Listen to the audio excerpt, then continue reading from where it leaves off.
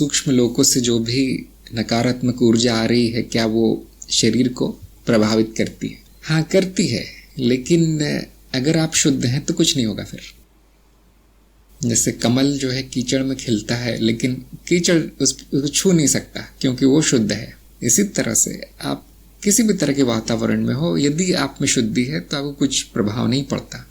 और जिनका मनोशरीर शुद्ध नहीं है, कितने भी अच्छे जगह चले जाए, उन पर प्रभाव पड़ जाता है, बुरा ही प्रभाव पड़ता है। तो स्वयं को देखिए, स्वयं की शुद्धि कितनी हुई है वो देखिए। और चेतना भी होनी चाहिए कि मैं तो इस तरह की नहीं हूँ, मेरे मन में तो कभी किसी के लिए बुराई नहीं है, और फिर ये बुरे विचार क्यों आ रहे हैं? तो इसका मतलब आक्रमण है, वो कहीं और से आ रहे हैं, शायद वातावरण से आ रहे हैं। कोई आपके संबंधी है जो इस तरह के हैं, उनका बोलना चालना, कभी कभी बिना बोले भी समझ इस तरह से हमारे मन पे प्रभाव पड़ जाता है।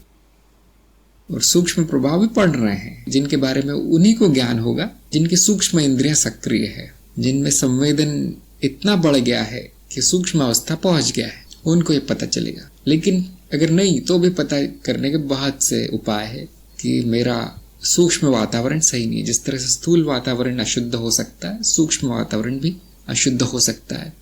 और मैंने देखा है कि तरीका बड़ा आसान है वहां से उन प्रभावों को नष्ट करने का, वो है स्वयं को बदलना।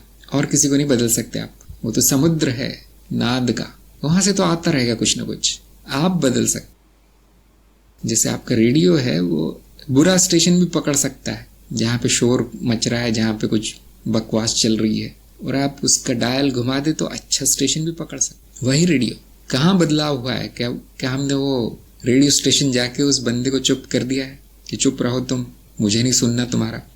नहीं, हमने अपना रेडियो ट्यून कर लिया इधर, जहाँ अच्छा संगीत चल रहा है, जहाँ मधुर बातचीत हो रही है, काम की बात हो रही है। तो आपको भी यही करना है। प्रभाव तो आते ही रहेंगे, लेकिन हम कौन से प्रभाव चाहते हैं वो हमारे ऊपर है, हमारी इच्छा है।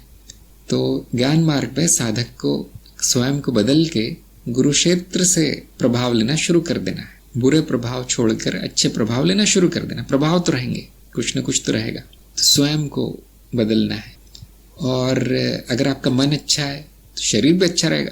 देखिए, शरीर को अलग नहीं है, चित्त की परत है, उस पर भी प्रभाव पड़ता है। हाँ, संपूर्ण चित्त पर प्रभाव पड़ता है, उसके आसपास क्या दूसरे चित्तों का, दूसरे नाद का, जो स्वयं की स्मृति से नहीं प्रकट है नाद, उसका प्रभाव भी पड़ता है। सबसे बड़ा प्रभाव स्वयं का पड़ता है, तो इसलिए वहां पे शुद्धि होना जरूरी है। फिर बाकी जो है आपको छू नहीं पाएगा कुछ।